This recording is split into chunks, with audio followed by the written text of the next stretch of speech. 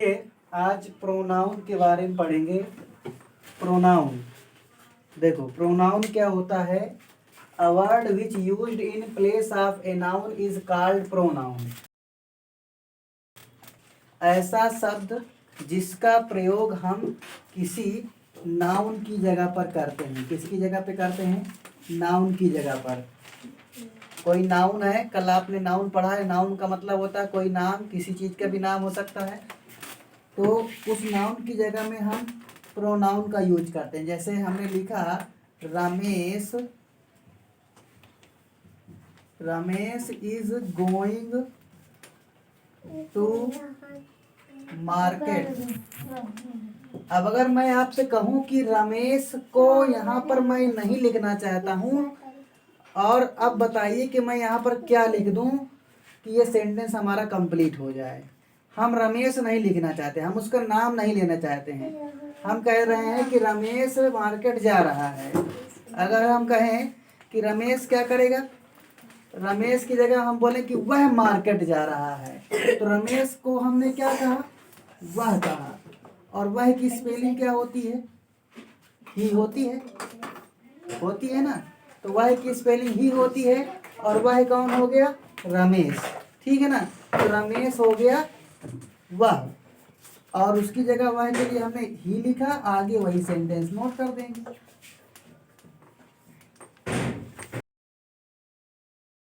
कि किसी नाम की जगह पर जो वर्ड यूज कर लिया जाए।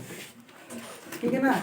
नाम की जगह पर, अब नाम हम नहीं याद करना चाहते थे यहाँ पर लिखना, तो हमने नाम की जगह ही लिख दिया, क्योंकि ही का मतलब वह होता है। और वह किसके लिए यूज किया गया? ही। एक लड़के के लिए। लड़का कौन है? रमेश। तो रमेश के लिए हमने ही यूज कर लिया। समझ में आई बात? तो ही क्या हो गया? एक प्रोनाउन हो गया। क्या हो गया? प्रोनाउन हो गया। आप लोग भी रिप्लाई दे सकते हैं बीच में, ठीक है ना। तो ही का यूज क्या हो गया?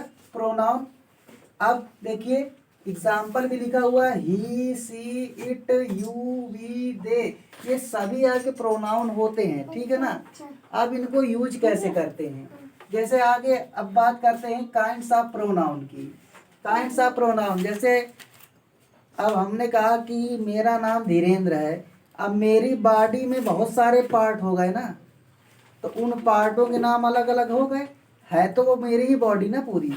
या आपकी बॉडी की ले लीजिए, आपको कहा जाए कि आप का नाम जो भी है, अब आपसे कह दिया जाए कि आप कौन सी शर्ट पहने, कौन सा पैंट पहने, तो ये क्या हो गया? उसका अलग अलग नेम हो गया। लेकिन जैसे नेम हो गया तो वो उसके क्या हो गए? पार्ट्स हो गए। लेकिन अगर आपसे कहा जाए कि आप हैं और आपके बगल वाला है, उसके बगल वाला है, तीनों लड़के हैं, लेकिन उनमें क्वालिटियां अलग अलग हैं। कोई छोटा, कोई उससे बड़े कद का है, कोई उससे बड़े कद का है, कोई सबसे छोटा है। तो इसका अर्थ क्या हो गया कि वो है तो सभी लड़के ही। उनका अगर देखा जाए तो कॉमन क्या है? वो सभी लड़के हैं। लेकिन लड़के होने के साथ साथ जो है वो उनमें एक क्वालिटी है अलग अलग चीज की। वो क्वालिटी क्या कहलाएगी? उसके प्रकार कहलाएगी, उसका काइंड्स कहलाएगी। तो इसी तरीके प्रोनाउन भी है, उसके भी काइंड्स। 9 प्रकार के प्रोनाउन होते हैं। प्रोनाउन होते हैं, लेकिन कितने प्रकार के होते हैं? 9 प्रकार के होते हैं। जैसे लड़के होते हैं, कई प्रकार के होते हैं। कोई दुष्ट होता है, कोई महादुष्ट होता है, कोई बहुत अच्छा होता है, कोई एकदम भोला भाला होता है, कोई बहुत बड़ा राक्षस होता है। ठीक है। तो सभी क्या हो गए? प्रोनाउन हो गए। लेकिन है तो वो सभी लड़के ही ना, कॉमन नेम उनका। आगे चलते हैं। अब ये 9 टाइप्स के होते हैं। तो पहला आपका दिया है पर्सनल प्रोनाउन, दूसरा है आपका रिफ्लेक्सिव, तीसरा है एम्फैटिक प्रोनाउन, चौथा है रेसिप्रोकल, पांचवा डेमोन्स्ट्रेटिव है, इसके बाद इंडेफिनिट है, डिस्ट्रीब्यूटिव है, रिलेटिव है, इंट्रोगेटिव है। इनको समझने के लिए बहुत ज़्यादा टाइम की आवश्यकता है। हम आज सिर्फ खाली जो है पहला वाला जो आपका प्रोनाउन है पर्सनल प्रोनाउन, उसके बारे में पढ़ेंगे। पर्सनल प्रोनाउन को हम हिंदी में कहते हैं पुरुषवाचक सर्वनाम। प्रोनाउन को हिंदी में क्या कहते हैं? सर्वनाम कहते हैं। और ये कौन सा हो जाएगा? पुरुषवाचक सर्वनाम। तो भैया पुरुषवाचक सर्वनाम होते क्या हैं? पुरुषवाचक सर्वनाम का मतलब होता है जिसमें पर्सन के बारे में बताया जाता है, ठीक है ना, व्यक्ति के बारे में बताया जाता है। ऐसा आपका सर्वनाम जिसमें किसी व्यक्ति के बारे में बताया जाए।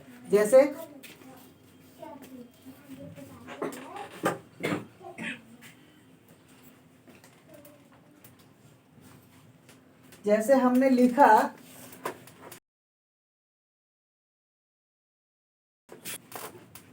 एक minute, Suman is reading the book. अब हमने ये सेंटेंस लिखा, तो सुमन के लिए पर्सनली जो प्रोनाउन हम यूज करेंगे वो क्या यूज करेंगे? सी यूज करेंगे, क्योंकि सुमन एक लड़की है और लड़की के लिए जो प्रोनाउन यूज होता है वो क्या होता है? सी होता है। तो उसी तरीके से सुमन की जगह सी हो गया, आगे आपका जो दिया है वही रहेगा, ठीक है। अब अगर हमने कहा कि राम रीड, मैंने लिख दिया राम रीड्स, राम किताब या राम पढ़ता है, इसका अर्थ क्या होगा? राम पढ़ता है।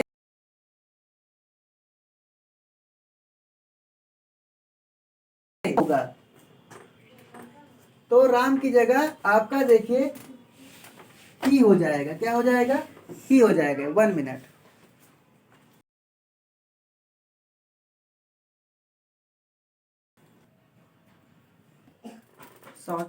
देखिए राम की जगह हो गया आपका ही। अब राम क्या कर रहा है? राम रीड्स, राम पढ़ता है। तो राम को हमने न लिखकर राम की जगह हमने राम के लिए प्रोनाउन क्या यूज किया? ही। तो ही क्या हो गया? प्रोनाउन हो गया। किसके लिए? राम के लिए हो गया, तो ही रीड्स हो गया। तो ये जो प्रोनाउन हम यूज कर रहे हैं इन सेंटेंसों में, ये पर्सनली प्रोनाउन है। अब अगर हम कह दें कि श्याम ईट्स, अब श्याम मान लो मैं हूं, अगर श्याम मैं हूं तो मैं अब क्या लिख दूंगा? श्याम के लिए आई ईट्स। मैं क्या लिखूंगा? आई ईट्स नहीं लगेगा, आई ईट हो जाएगा केवल, क्योंकि आई क्या होता है? प्लूरल फॉर्म होती है आपकी, प्लूरल सब्जेक्ट होता है, इसलिए आई के साथ में हम केवल ईट लिखेंगे, ठीक है। तो आई क्या हो गया? ये भी एक प्रोनाउन हो गया, लेकिन कैसा हो गया? Personally pronoun. अब आगे देखते हैं कि पर्सनल प्रोनाउन में पर्सन कितने होते हैं। तो भैया पर्सनल प्रोनाउन में पर्सन की बात करें तो पर्सन होते हैं आपके 3। कितने पर्सन होते हैं? सब लोग बोला करो, बैठा ना करो, ठीक है ना। पर्सन जो है आपके वो कितने हैं? 3 है। तो देखिए भैया पर्सन आपके 3 होते हैं। First person, second person, third person, ठीक है ना। अब इन पर्सनों की एक अवस्था भी होती है। पर्सन होते तो हैं, लेकिन पर्सन कई तरीके के होते हैं। एक सब्जेक्ट के रूप में यूज किए जाएंगे, एक ऑब्जेक्ट के रूप में यूज किए जाएंगे, एक पॉजेसिव के रूप में यूज किए जाएंगे। सब्जेक्ट का मतलब क्या होता है? मुखिया, सेंटेंस का मुखिया होगा, कर्ता होगा, तो वो क्या होगा? आपका मुखिया। वो आपका सब्जेक्टिव केस का प्रोनाउन होगा। किसका होगा? सब्जेक्टिव केस का। जैसे फर्स्ट पर्सन की बात करें तो फर्स्ट पर्सन में अगर सब्जेक्टिव केस वाले प्रोनाउन की बात करी जाए तो सब्जेक्टिव केस में आपका आता है केवल आई और वी। ये 2 आपके प्रोनाउन होते हैं जो फर्स्ट पर्सन में यूज होते हैं सब्जेक्ट के रूप में। और जब इनका हम ऑब्जेक्ट के रूप में यूज करते हैं तो आई का ऑब्जेक्टिव केस क्या होता है? मी होता है। क्या होता है? मी। और वी का ऑब्जेक्टिव केस क्या होता है? अस होता है। क्या होता है? अस होता है। अब अगर इसकी हम पॉजेसिव की बात करें तो देखिए पॉजेसिव केस क्या होता है? जहां पर अपनेपन का भाव उत्पन्न हो जाए। मेरा है, कहते नहीं ये मेरी किताब है, ये तुम्हारी किताब है, ये हमारी है, यह तुम्हारा घर है। तो मेरा, तुम्हारा, हमारा, ये जो शब्द आते हैं इन्हीं शब्दों को हम पॉजेसिव केस में लाते हैं।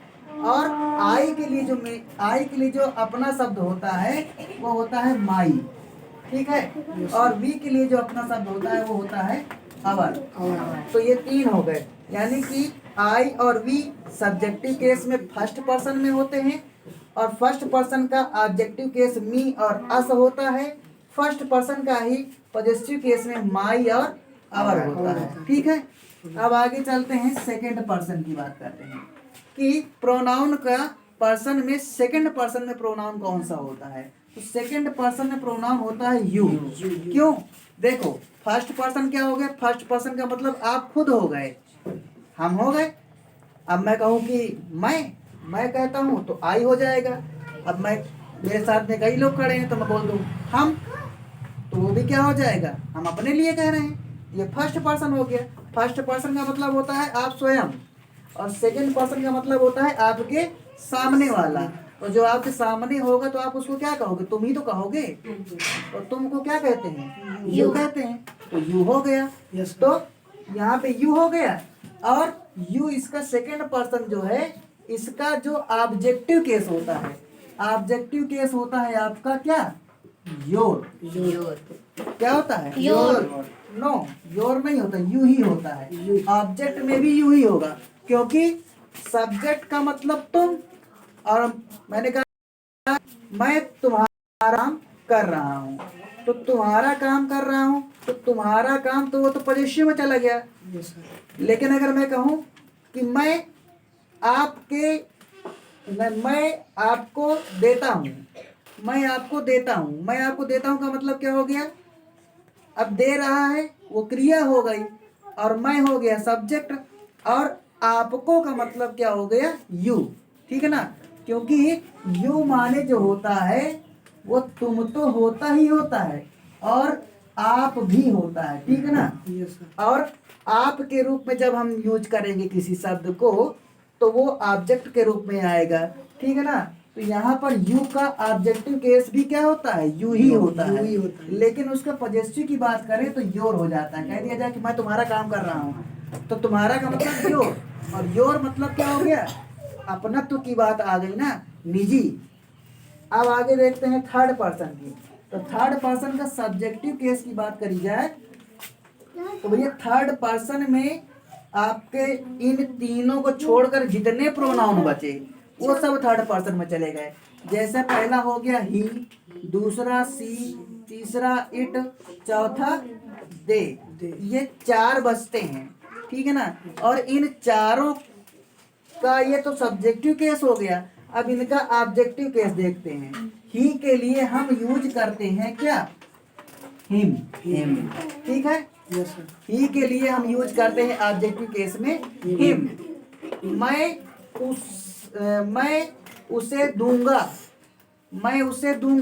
मैंने लिखा कि मैं उसे दूंगा, तो इसका अगर ट्रांसलेट करेंगे तो क्या हो जाएगा? आई शैल गिव हिम। आई शैल गिव हिम, तो हिम आया ना लास्ट में, और हिम क्या हो गया? ऑब्जेक्ट में आया, ठीक है। तो ही का ऑब्जेक्टिव केस हो गया हिम। अब ही का ही सब पॉजिटिव केस की बात करी जाए, जब अपनेपन की बात करता है तो ही के लिए लगता है his.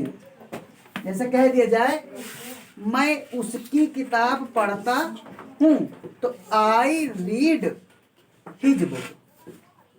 I read his book, तो हिज क्या हो गया? उसकी, ठीक।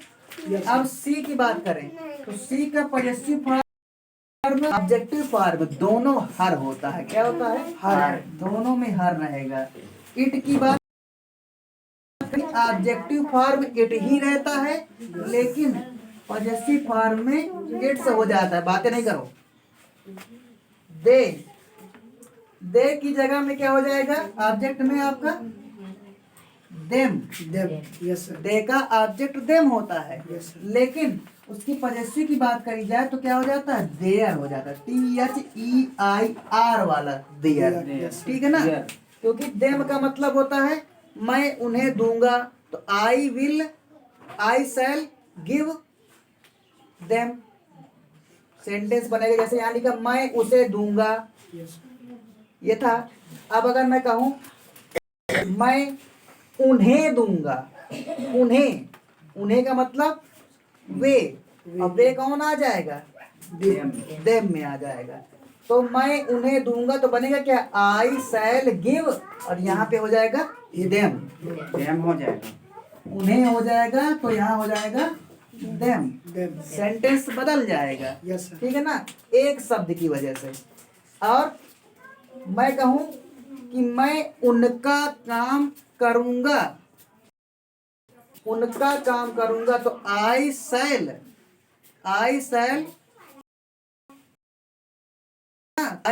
डू देयर वर्क हो जाएगा। कैसे, जैसे लिखा मैंने मैं उनका काम करूंगा, आई शैल, अब शैल तो कंपल्सरी है और करने को क्या कहते हैं, आई शैल डू, और क्या डू करेगा, उनका काम, तो देयर वर्क।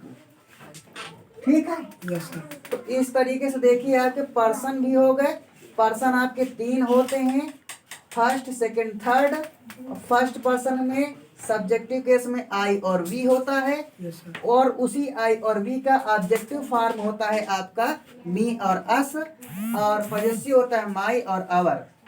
सेकंड की बात करें तो यू होता है, यू का ऑब्जेक्टिव केस यू ही रहेगा, लेकिन पॉजेसिव फॉर्म क्या हो जाएगी, योर हो जाएगी। थर्ड पर्सन की बात करें तो बेचारे ये जितने दोनों तीनों आदमी हैं ये सब भगा देते हैं, इन सबको तो थर्ड में चले जाते हैं। और इनका काम जो है, ये सभी जब आप डायरेक्ट इनडायरेक्ट पढ़ेंगे तो ये बहुत ही इम्पोर्टेंट आपका जो है चैप्टर रहेगा। ठीक है, तो इसको आप लोग ध्यान से समझिएगा। आगे आपको कल reflexive pronoun, emphatic pronoun, reciprocal, demonstrative, इन 4 चीजों के बारे में पढ़ाया जाएगा। आप सभी लोग पहले से पढ़ करके बैठिएगा। ठीक है, धन्यवाद।